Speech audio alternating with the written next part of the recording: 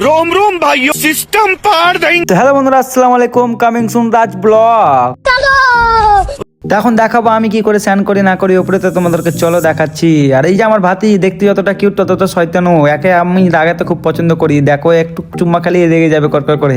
তো আমার ট্যাঙ্কিতে পানি পড়ে না, তার জন্য আমি উপরে যাবো, চাপছি, দেখতে পাচ্ছ চাপতে খুব কষ্ট হচ্ছিল, তাও যেতে করে চেপে গেলাম। তো চাপার পরে উপরে ভিউগুলো দেখলাম তো খুব সুন্দরই হয়েছে। আর ট্যাঙ্কিটা তো খারাপ কেন হয়েছে দেখে আমি তো দেখছি ভিতরটা শুকিয়ে গেছে পুরো, মানে ওর অবস্থা খুব খারাপ।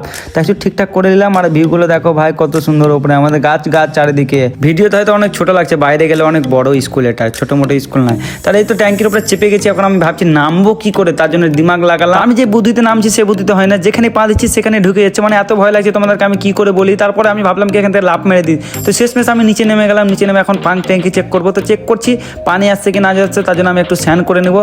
শেষমেশ পানি প্রথমে খুব ভালোই এলো, তারপরে কিছুক্ষণ ওই জন্য বন্ধ হয়ে গেল। তা আম্মা বলছে তো ওখানে গা দিলাম, আমি বলছি না এখানে গা দেবো, ঠিক করলাম যেহেতু। তারপরে কিছুক্ষণ ওয়েট করার পরে পানি আসতে লাগলো। তো এরকম খুশি আমি কখনো পাইনি। তো এই গা ধোয়া রেডি হয়ে গেল কমপ্লিট। এখন আমি এই যে নারকেল তেল মেখে নিলাম, এই তেলটা আমি সবসময় ইউজ করি।